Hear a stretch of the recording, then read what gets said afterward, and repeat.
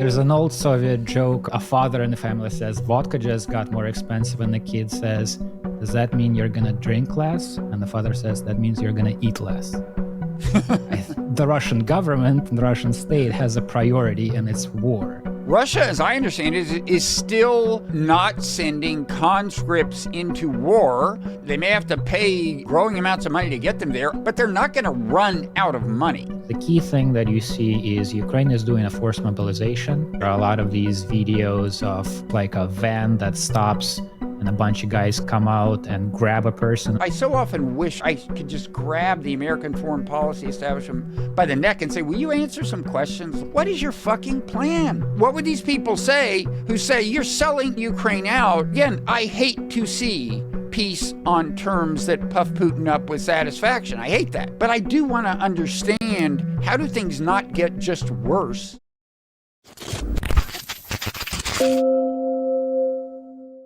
Hi, Nikita. Hey, Bob. How you doing? I'm doing all right. How are you doing? You know, I would use very much the same language you just used, and with the same tone, even lower energy, I would say. But I'm prepared to rally for this occasion, a conversation with you. Let me introduce us. I'm Robert Wright, publisher of the Non-Zero Newsletter. This is a Non-Zero podcast. And you are Nikita Petrov, publisher of the Psychopolitica newsletter, and also you contribute to the Non-Zero Project.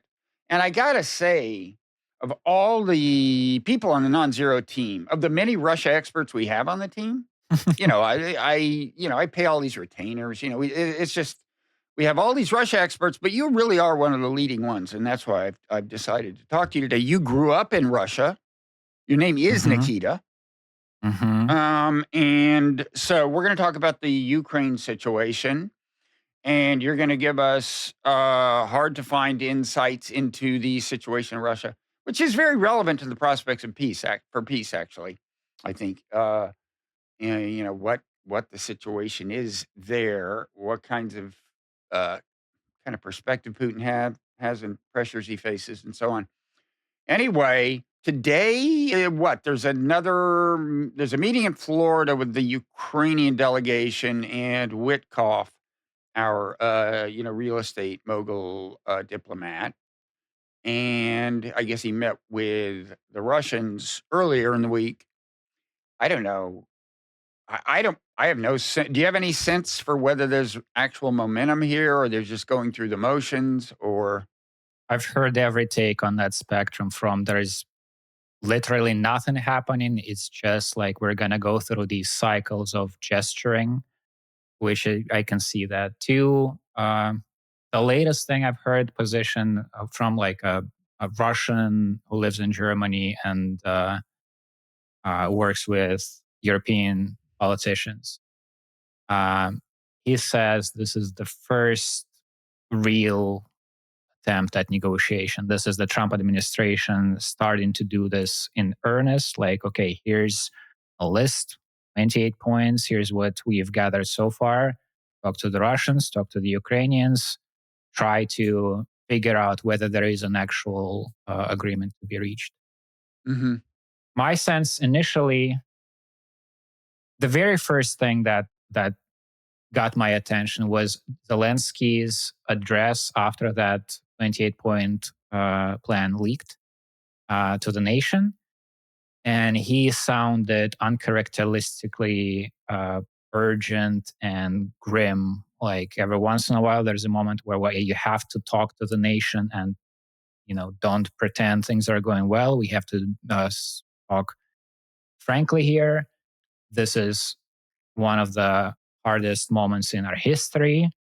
The fork is either he called it the hard 28 points or the risk of losing a key partner. And just seeing that speech, it seemed like maybe the US is like letting him know, we gotta soon sign something. And here's our proposal. And there's like pressure. And he wants to kind of convey a sense that he's doing this under American duress, maybe to insulate himself from whatever political fallout there is.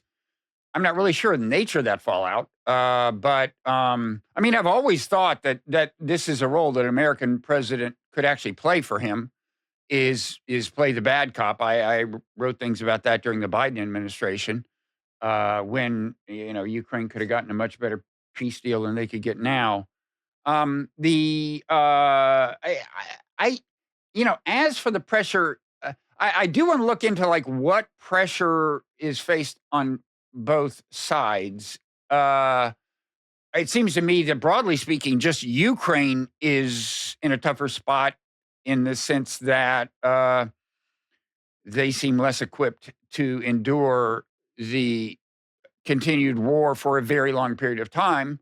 But as for the price he pays for, peace on terms that are less than ideal, it's a little unclear to me to what extent the problem is actually mass public opinion there, and to what extent, because you also hear about there's just this nationalist element in the military, and sometimes it sounds like they might kill him or something, but it's unclear to me to what extent it's some kind of elite uh, power in the military, especially, and to what extent it's public opinion.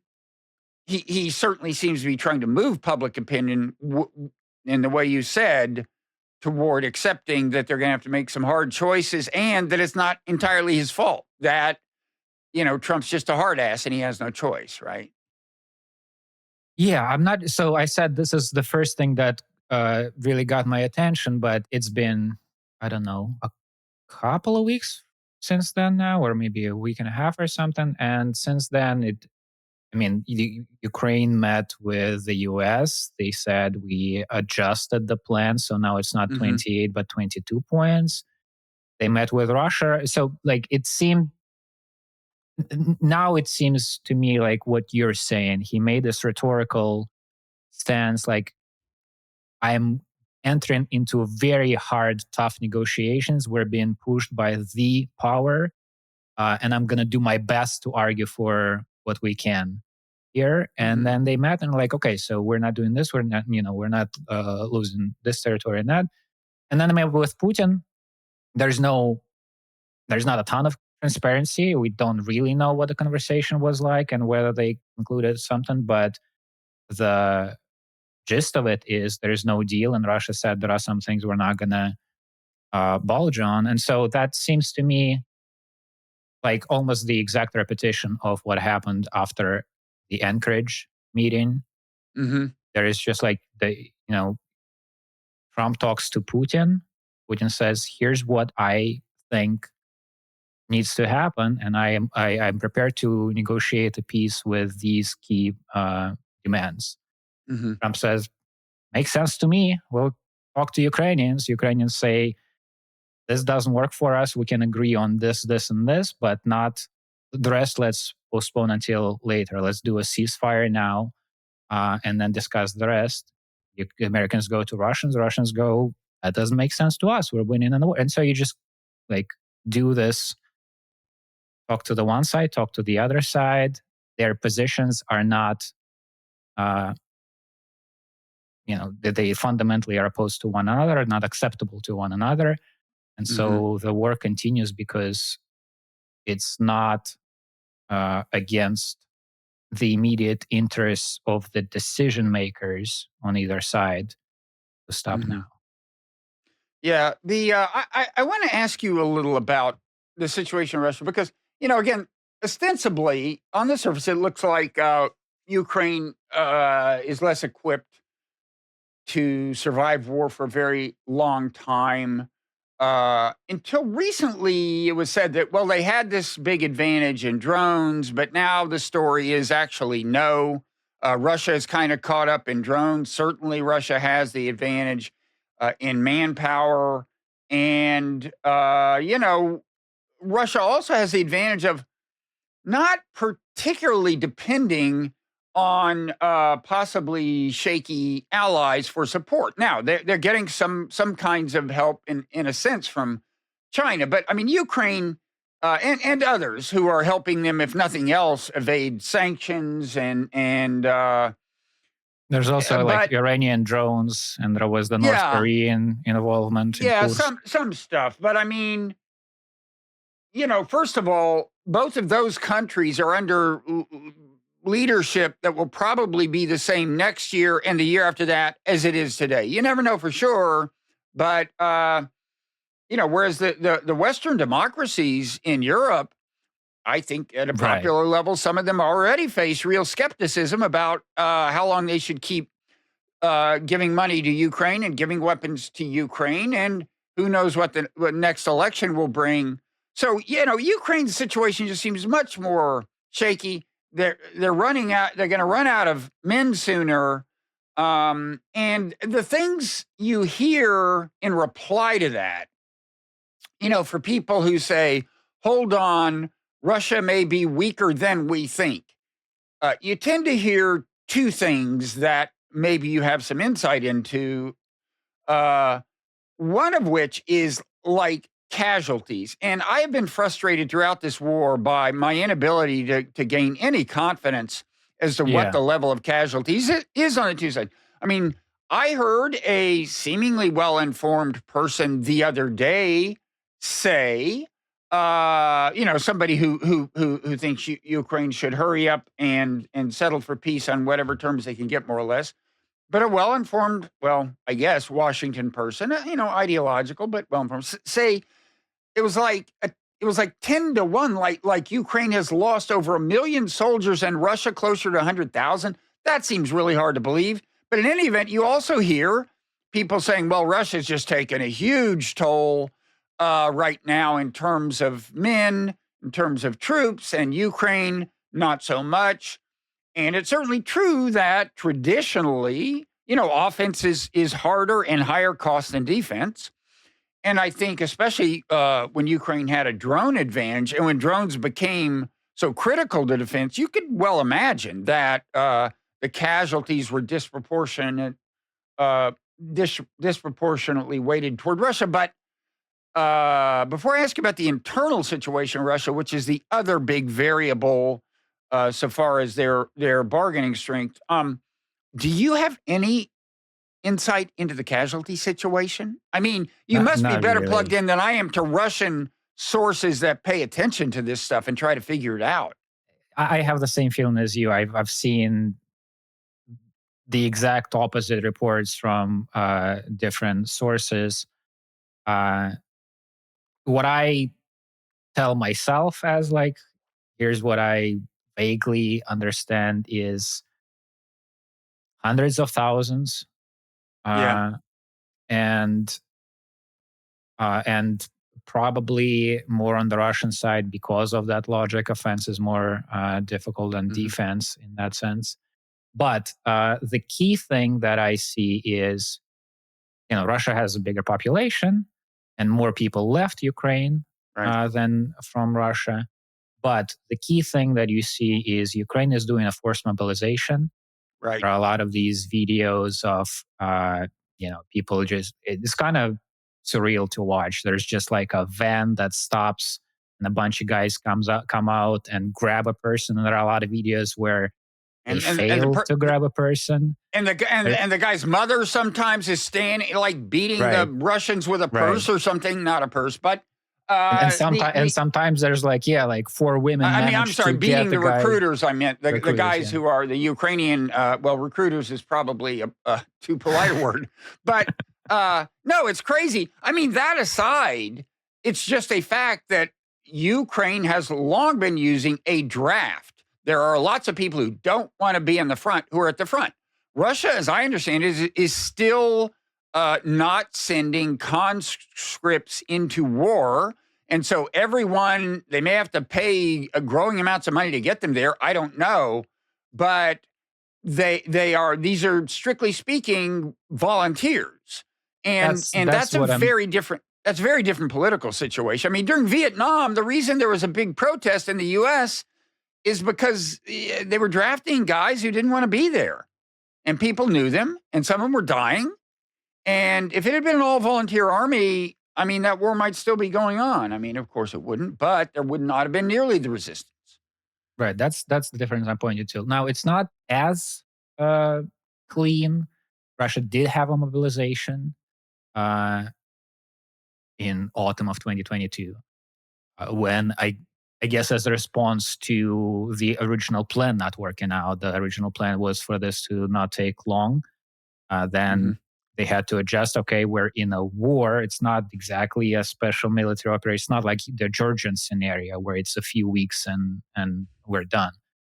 It's a war. It's gonna take more resources. So they did the mobilization, and then they changed draft. It used to be. I hope I'm not butchering any details here, but it used to be that just the normal draft conscripts into the Russian army, where people get trained, uh, Mhm. takes place in spring and autumn, and I think now Mhm. it's the year round. So they're building up the reserves, and I think the numbers in the army is bigger now.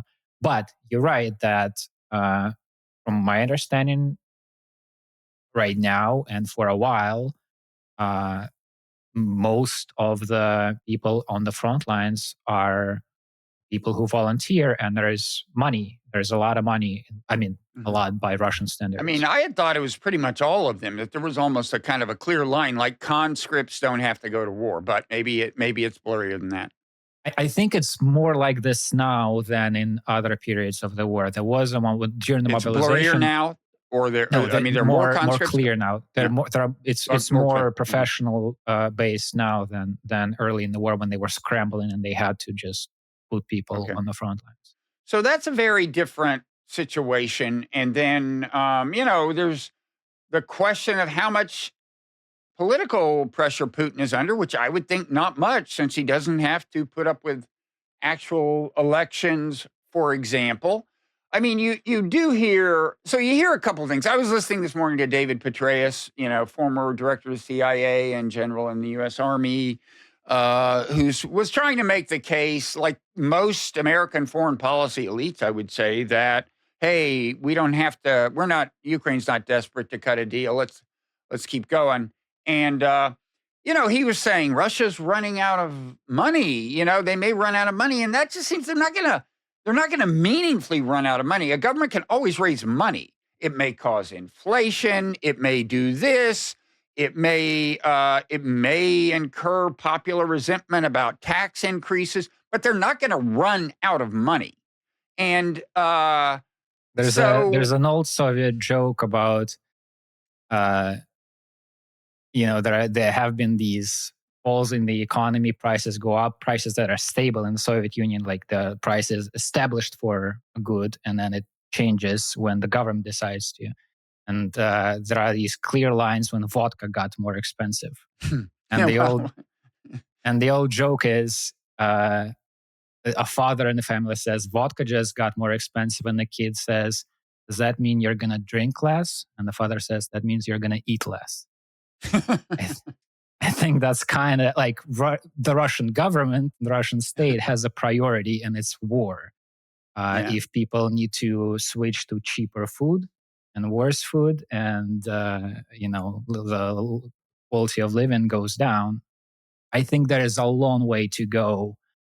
Russia in the 90s, in the 80s, lived through real poverty right. Which you throughout the remember. entire country. Uh, and like between now and where like the bottom is there's a long way. Yep. I mean, look, if Ukraine is still, hobbling along, Right.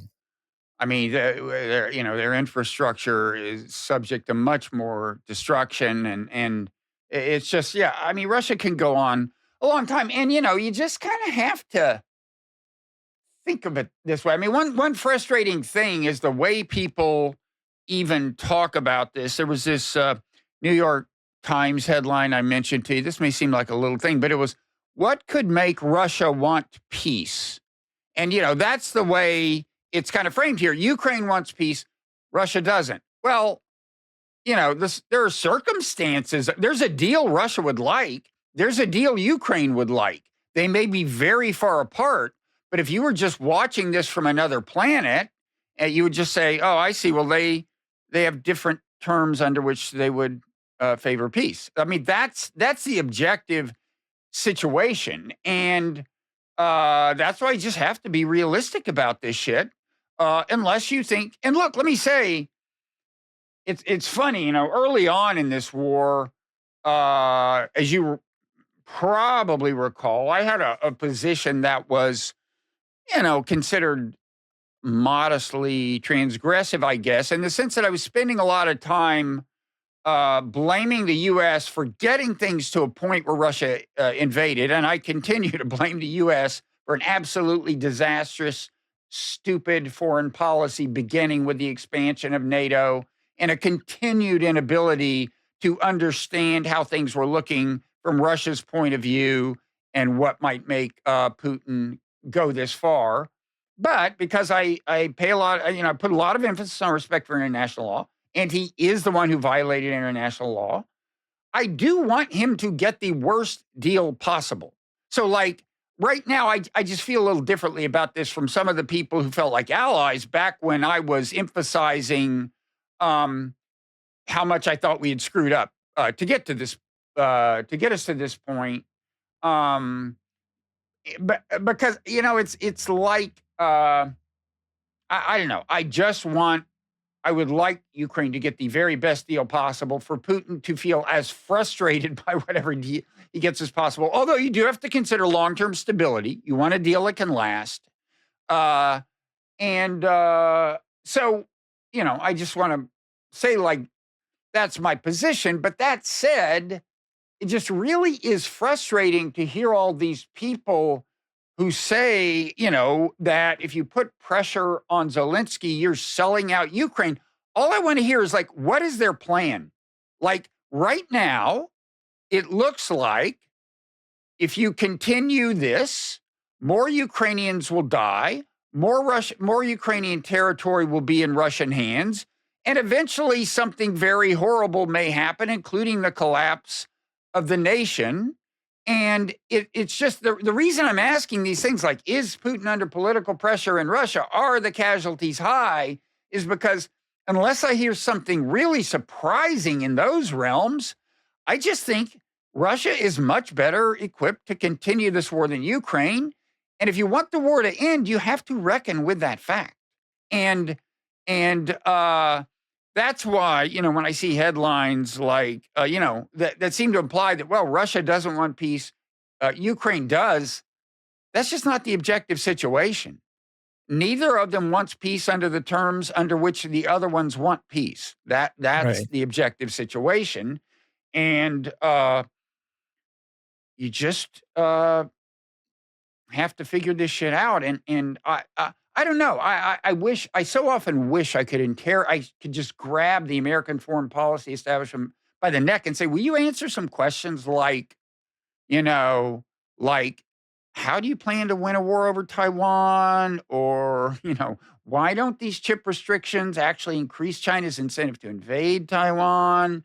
Or, I mean, there's just so many questions that you can just listen to all the CNN and read all the op-eds you want.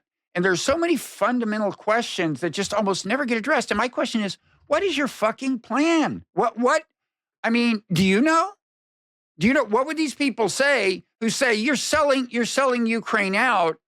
And again, I hate to see peace on terms that puff Putin up with satisfaction. I hate that. But I do want to understand, how do things not get just worse if we don't, because, again, I'll stop talking soon, but it was late 2022 when I wrote a piece for the Washington Post saying, and I was not alone, because the chairman of the Joint Chiefs of Staff was saying the same thing, Mark Milley. Ukraine had just had these big gains on the ground. And, Milley said, this is about as good as it's going to get, because they are still matched out in resources. It's like, cut a deal now. I wrote this piece saying, yes, cut a deal now. Biden should play bad cop, because what you hear is Zelensky is under political pressure. Biden could say bad cop. And I just caught all kinds of shit from progressives. Matt Duss, he's a friend. I like him, but, in his his co-author, Rob Farley, who just said these like horrible things about, I'm whatever, just name calling. And it's like, you could have gotten a much better deal. And it's funny. I had a conversation with Matt on the podcast recently. And what he said about that was, well, but we now know Putin doesn't want peace because Putin wasn't accepting the deal on the table. And I was, as usual, short on sleep and didn't think fast enough to say what I just said to you. Well, there's always terms under which they'd accept peace. And even back then, when Ukraine was in so much stronger position, you could have gotten a deal with Putin that would have been better than a deal that right now would look great to Ukraine. I'm pretty sure. Because Putin controlled that's so an much argument I less see a lot, that just what's available has been changing to the detriment of the Ukrainian side continuously since and so anyway, that's my spiel, but it's just so frustrating. I mean, the Blob is just so I'll stop now. We know how I'd finish that. So I want to respond to you, but first let me throw a question at you from the Non-Zero Discord. So we do have now a Discord server where people are talking continuously, and I invite them to ask a question that I can bring to you. And this relates to you. We were talking about the op-eds that you. By the way, someday I'm going to gain Discord. I'm going to gain Discord literacy, and someday I may actually say I may not need an intermediary, but for now, thank you. What is the question? There's the idea that the reason this war has been dragging on for such a long time is the West has not given all that Ukraine was asking in terms of weapons early on. Like because people were concerned about Putin's red lines.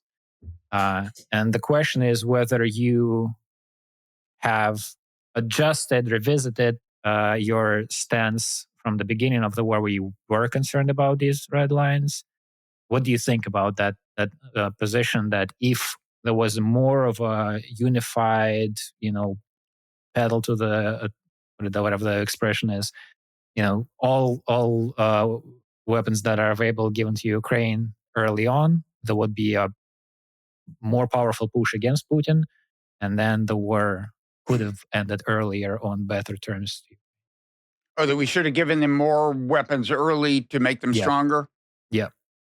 I will say I was like some other people, actually, including some people who were more hawkish than me in terms of supporting Ukraine. There were concerns about what certain things would lead to, like a no-fly zone. You start putting Western aircraft in Ukrainian skies. I still think that would be a bad idea because, you get that shot down. I think we've learned that, so far, strikes on Russian territory have not led to some, sudden expansion of the war or anything. I guess I'd be a little less cautious about that. And I'd also say, one of my frustrations with Trump is, this is kind of related, and by the way, I was not somebody who was saying don't be giving them these weapons. I was not. Okay. I was never saying that, because Russia had invaded. They had violated international law. It drove me crazy that it took an incredibly stupid American foreign policy to slowly, over decades, make all of this more likely. But I was never saying that. I don't think I ever said we had sent them something we should not have sent them. I don't think so. Right. I was concerned, but I will say, and I will say further that, as I've said before, my frustration with Trump has been that he hasn't used the threat of arming Ukraine more than he has. The ideal game theory situation. And the funny thing is, Trump laid it out, as I've said before he took office. He said, if this was me, what I'd say is to Ukraine, if you don't take this deal, I'm going to take all your weapons away. I'd say to Moscow, if you don't take this deal, I'm going to load Ukraine up with weapons.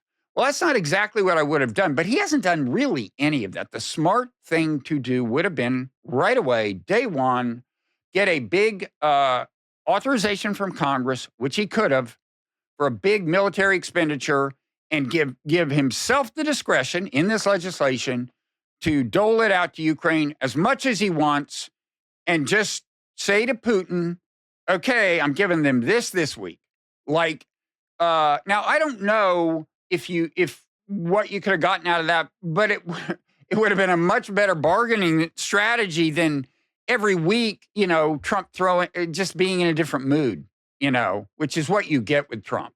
And some people think that's a great strategic asset. Oh, they fear him because he might go crazy.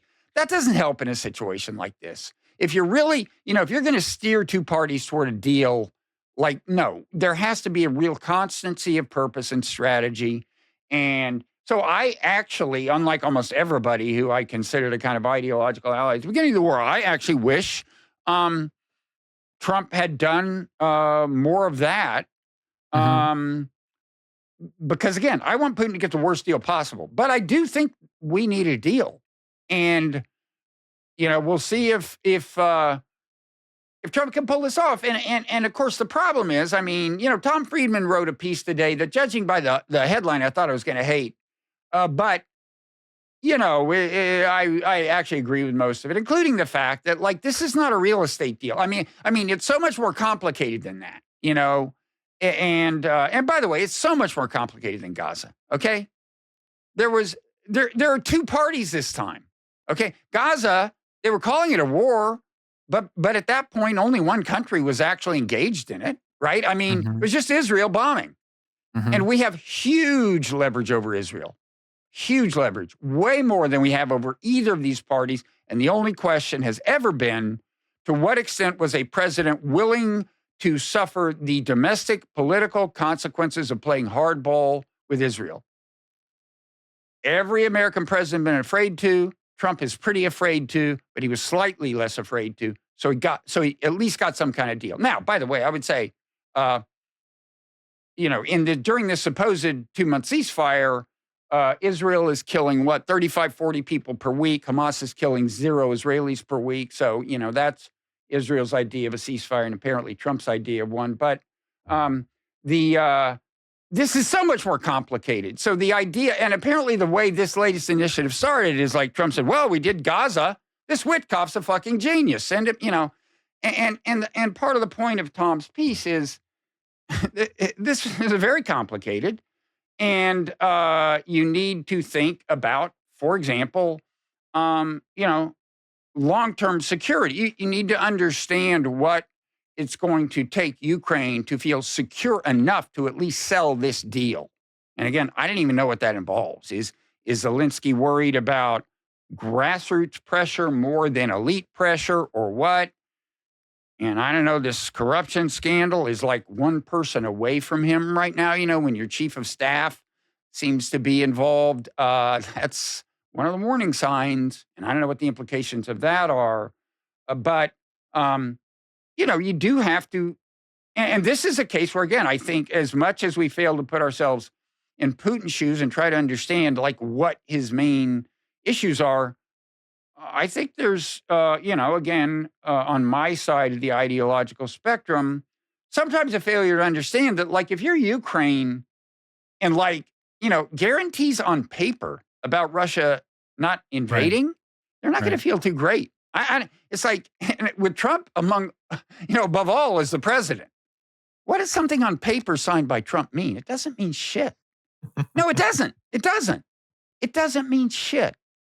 And so why should they feel secure with anything less than at least a token force of Western European or some UN, some kind of troops on the ground? And I suspect that's a real sticking point with Russia, because again, they don't have to end this war soon. But at the same time, I understand, if you're Ukrainian at this point, trust is not the first word that comes to mind when you think of Putin.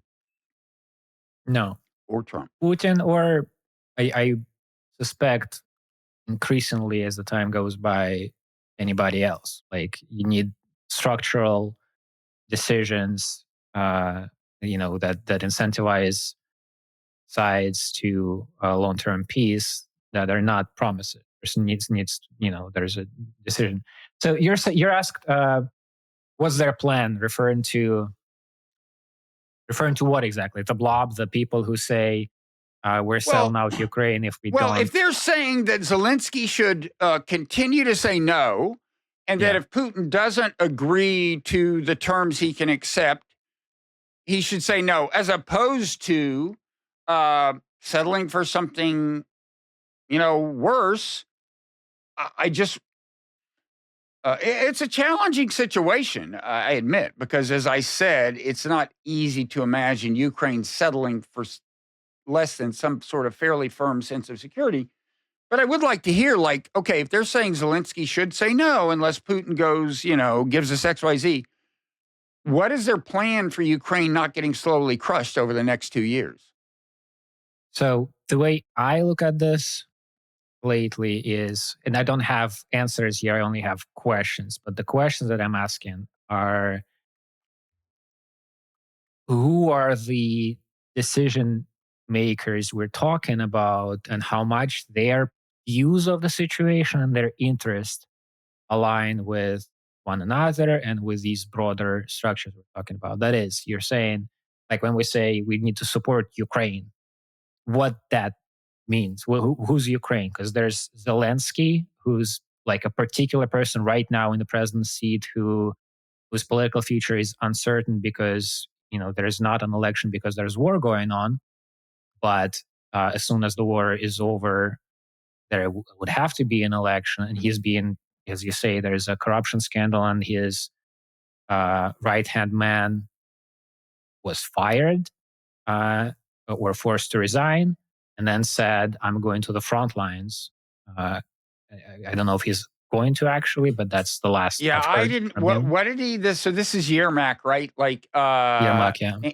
He's a longtime ally, I guess, of Zelensky's. They were both in the media business, and and he has long been considered the second most powerful person in the country. A lot goes through him. It's almost like it would at least portrayed in the papers as almost like a duo at the head of the state. Like, these two people are. This is the unity that is running. Yeah, and look, Ukraine is a famously corrupt place, like a lot of post-Soviet states. I mean, communism wasn't a healthy influence in that regard, I think, on the corruption front. But so yeah, I don't doubt that it could reach to Zelensky. But anyway, so what is Yermak? So there's these two interesting players, and you brought to my attention something written by Zaluzhnyi, the former head of the military, who Zelensky made ambassador to Britain.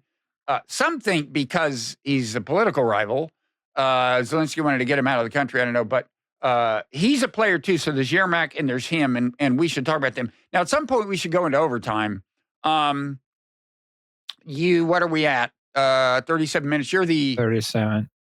Yeah, let me try finishing. You're the expert on marketing strategy, so on Russia and on marketing, sure. Those are the two reasons that I associate with you.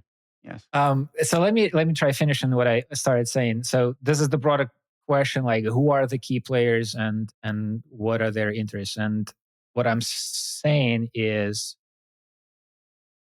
for Zelensky, it makes sense to continue the war, because if the war ends on terms, especially on terms that are unfavorable, then the political process starts in a very precarious situation where he has.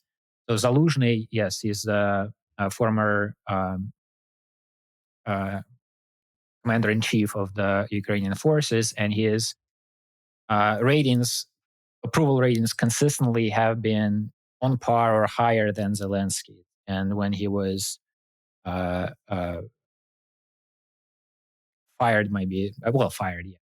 When Zelensky decided to change the commander-in-chief, he sends Zaluzhnyi out of the country to the UK. That's widely seen as like, I don't want this only real rival in terms of popular support here in the country. So Zaluzhnyi just published, since these talks started, just published a very long article. You're not the only one. I sent it to you. You said it's almost impossible to read. In preparation for I this had to bring podcast, in an AI to tell me what the fuck he was saying. And I decided to listen to some Ukrainians discussing this earlier today. And it started with the same kind of like, I'm going to be honest with you.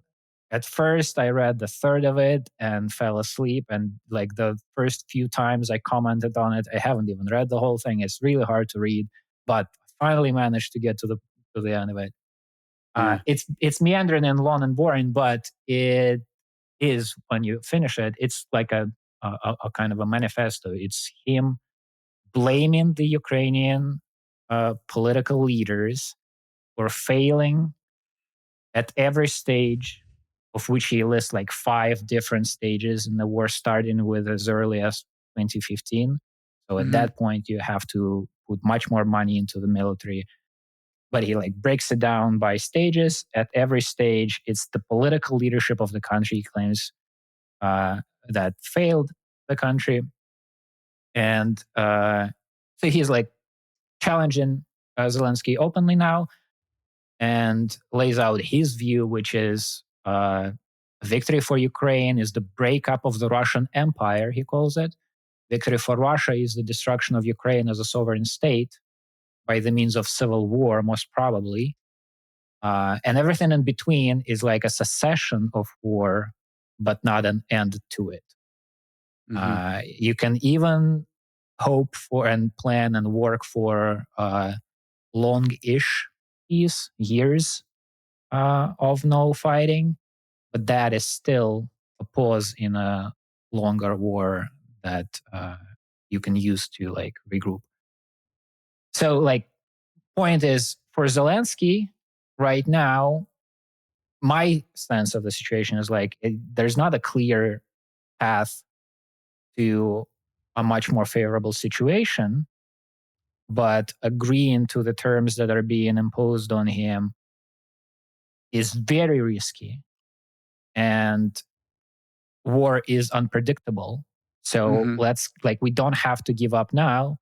Let's carry on, and maybe things will change. You know, there's always a possibility of a black swan, and maybe over time Europe is gonna put more money and not just money. I mean, there's talks of like Europe needs its own military and so forth. But my broader point is like, there's Zelensky. There are other players in the Ukrainian, on the Ukrainian side. On the Russian side, it seems very consolidated. I don't see any rival to Putin, anything to worry on the front, on the home front. There's Ukraine, which might see rather Europe, and even that is like a very generalized statement. There are different countries in Europe, and for them to get on the same page takes effort, and whether everybody will get on the same page is a question. But they view the situation differently. There are countries that see Ukraine as fighting their war, like if Putin wins here, is going to go further. And there are countries who would rather stay away from all of this. And there is like Orban, who's kind of a pro-Putin guy, you could say. And then there is the US. So all of these are different actors. So there's not like, what's the plan of the West, of the Ukraine and the West? There are a lot of different agents here.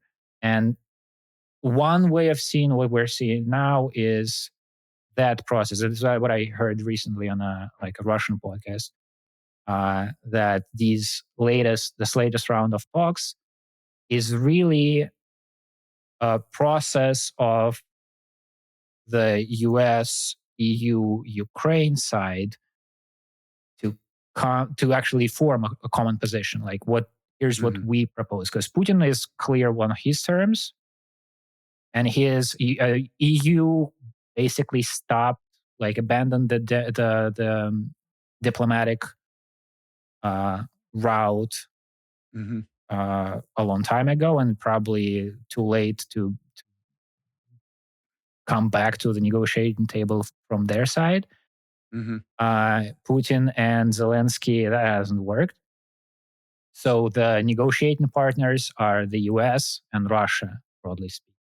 So the US now it's on that agent to figure out what is the position of, like, the shared position of Ukraine, EU, and the US. What are they bringing to Putin to negotiate with? Mm-hmm. Okay, you put a lot on the table. I do think we should go into overtime now. Let's go into overtime. Now that people are on the edge of their seats. And you can get access to overtime by becoming paid subscriber to Non-Zero newsletter. Easy to do. Just There's go a there. link to where the overtime segment in the newsletter is in the video Mm-hmm. description if you're watching on YouTube, in the show notes, I'm pretty sure as well. Mm-hmm. So click there, and from there, subscribe and watch the segment. And you'll get the satisfaction, by the way. In addition to the satisfaction of hearing more insights from Nikita today, of knowing that you're supporting the little guy, you know? Like, on the one hand, there's like Barry Weiss, you know, people giving her hundreds of millions of dollars to, like, say, I don't want to call them stupid things. Things I wouldn't say, let's put it that way. And then on the other hand, you know, you got me begging for what? It's like, what is it? A cup of let's put this in Starbucks terms. It's like a cup of Starbucks coffee, like, I don't know, per month. What is it? Per year, per I don't know how decade? much It's it nothing. costs. It's like I think it is. It's like a cup of Starbucks coffee per century, as I do the math. In any event, if you become a paid subscriber to Non-Zero newsletter, you can, you know, then set up your podcast feed. Always hear the overtimes, plus any other bonus content, as we call it in the marketing business. We don't call it, you know, we don't talk about paywalls. We call it bonus content. What are we going to talk about in the overtime so that Well, people are we're going to continue incentivized? this conversation. Like, what is this guy up to? This Zaluzhnyi? Is he, like, you know, is he maneuvering to be running Ukraine within like a few months or something, or what? He's a rival. He's Zelensky rival. What's the subtext? And how would that look like? Yeah, a lot of things. And yeah, I do want to talk about Ukraine some more. There's other stuff though. What do you want to talk about? I mean, I'm going to talk about AI. Oh, there is Let's AI talk stuff, about and there is Gaza. an AI connection here as well. Like you mentioned the Tom Friedman Oh yeah. article. No, I do want to talk about Russia. Oh, you said that Putin is increasingly erecting a kind of electronic fence. It's gotten to the point where it makes it hard for you to, or may make it hard soon for you to communicate with your mother in Russia. You're not in Russia. You're in Spain. What's he up to? Plenty to talk about. But first, we have to go into overtime. So thanks everybody who stayed with us this far, and we encourage you to stay with us farther.